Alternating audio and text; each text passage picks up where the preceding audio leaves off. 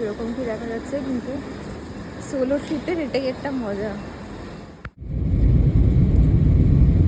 Blog করতে কি awkward লাগে, কিন্তু ঠিক আছে, কিন্তু আমার বেশ ভালোই লাগছে। নমস্কার, আমি অর্পিতা এবং আজকের এই গল্পটা একটা ঘর কোনো মেয়ের, যে কল্পনায় রানী। সে এক সময়ের কথা যখন খোলা মাঠে দাঁড়িয়ে আকাশে উড়ে যাওয়া প্লেনকে টাটা করতে করতে সে নিজেও পাড়ি দিতে চাইতো সুদূরে। 26 জানুয়ারি ভোর 4:10 ঘর থেকে বেরিয়ে পৌঁছালাম নেতাজি সুভাষচন্দ্র বোস ইন্টারন্যাশনাল এয়ারপোর্ট, অর্থাৎ Kolkata airport.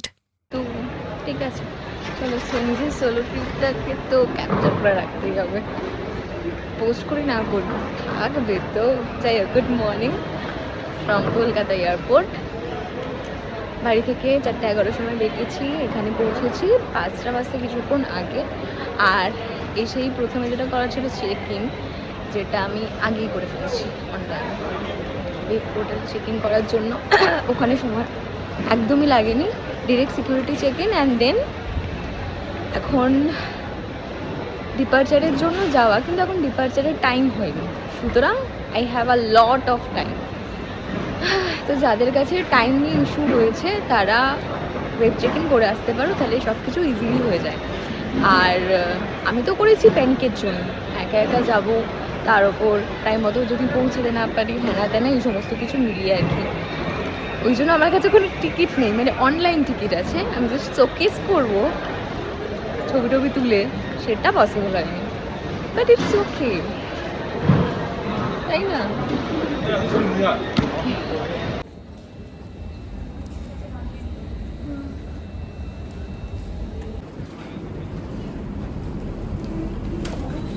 Good morning, now we are, আমি এবার যাচ্ছি, বোর্ডিং করা হয়ে গেছে, এবার আমি যাবো। হ্যাঁ, এ কথা সত্যি। আগে অনেকবার কাজে অকাজে কলকাতার বাইরে যাওয়া হয়েছে ঠিকই, তবে প্রথমবার একেবারে একা, তাও আবার প্লেনে চড়ে। প্রথমে যখন ভাবছিলাম বেরোনোর কথা, একটু তো কেমন কেমন লাগছিল, কিন্তু আমার বেশ ভালোই লাগছে। একা একা যাওয়ারও একটা মজা আছে। ফার্স্ট একটু নিজেকে তো সাবাস বলতেই হবে, সাবাস সাবাস, তাও সত্যিটা।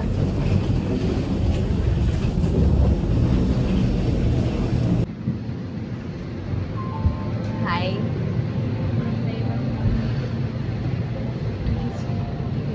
ছবি তোলার কোনো জায়গায় নেই। আমি একটা এমভিবার্ড মানুষ, সোজা কথায় মেলামেশা করা, মানুষের সাথে কথা বলা ইত্যাদি ইত্যাদি, এই কাজগুলো এক একটা টাস্ক। আর সেই আমি নাকি সোলো ট্রিপ, ভাবা যায়? না, যায় না, কিন্তু এই সময় দাঁড়িয়ে এই সোলো ট্রিপটা আমার প্রয়োজন ছিল। Enjoy the new feeling of flying with Air India and wishing you all a very happy Republic Day. Thank you.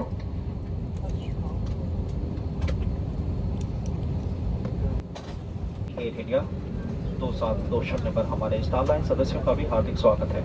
हमारा दिल्ली तक का उड़ान समय 2 घंटे रहेगा। कप्तान प्रतिभा जाकर कमांड में है और फ्लाइट टैग में उनके साथ है फर्स्ट ऑफिसर विनय गुजराल।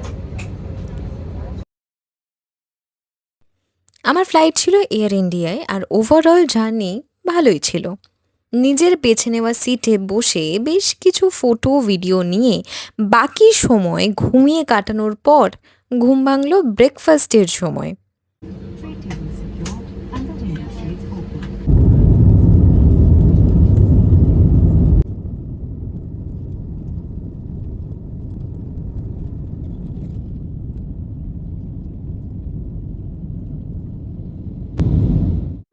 এরপর খেয়ে আবার এক পর্ব ঘুমিয়ে চোখ খুলেছি একেবারে দিল্লি পৌঁছে।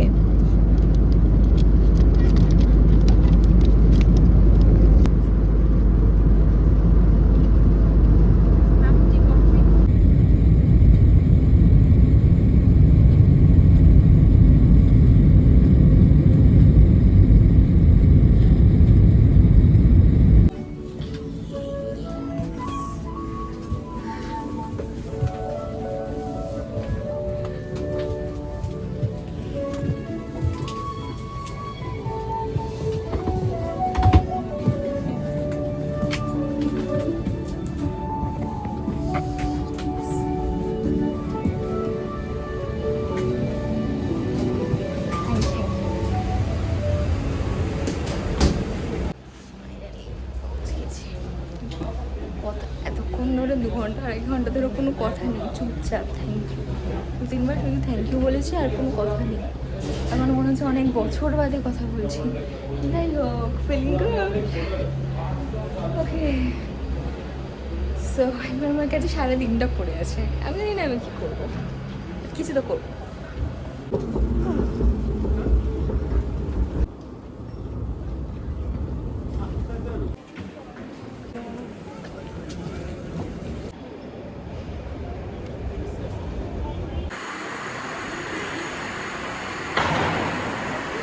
গেছি, সারাদিন কী করবো জানি না এখনো।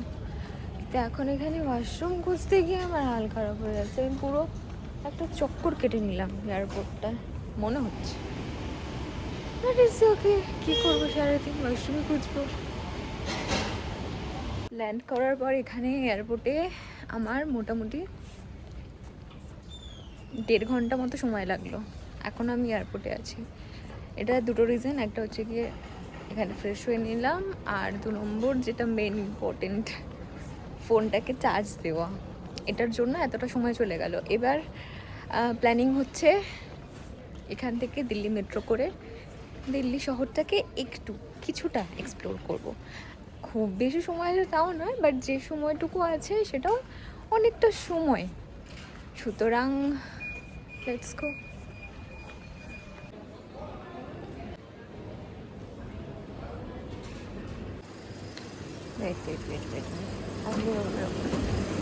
নিচে দিল্লি এয়ারপোর্ট, বাইরে থেকে কিছুটা এরকম। আর এখান থেকে আমি টার্মিনাল 3 থেকে বেরিয়েছি। এবার টার্মিনাল 3-র সামনেই রয়েছে মেট্রো।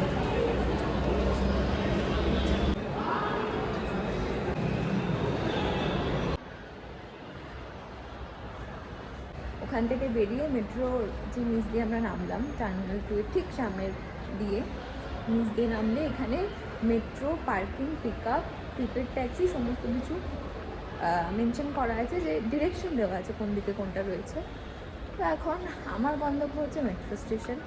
আমি মেট্রোতে যাব হচ্ছে গিয়ে মুখার্জিনগর। এবার মুখার্জিনগর যাওয়ার জন্য আমাদেরকে প্রথমে যেতে হবে নিউ দিল্লি মেট্রো স্টেশন। ওখান থেকে লাইন চেঞ্জ করতে হবে, দেন কোন স্টেশন রয়েছে এটা দেখে আমরা ওখানে পৌঁছাবো।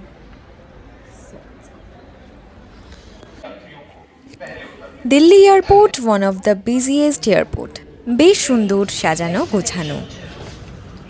আর আমার হাতে বেশ কয়েক ঘন্টা সময় ছিল টু এক্সপ্লোর দিল্লি, কারণ আমার আলটিমেট গন্তব্য মানালি পৌঁছানো। আর এক্ষেত্রে দিল্লির মেট্রো হলো আমার দিল্লিকে এক নজরে দেখার অন্যতম প্রধান যানবাহন। আর আমি একেবারে একা একটা মানুষ, আর শহর দিল্লি। তবে একজন এমবিভার্ট মানুষ শহর দিল্লিতে কি করবে, কিভাবে সারভাইভ করবে, সেই গল্পই থাকবে পরের পর্বে।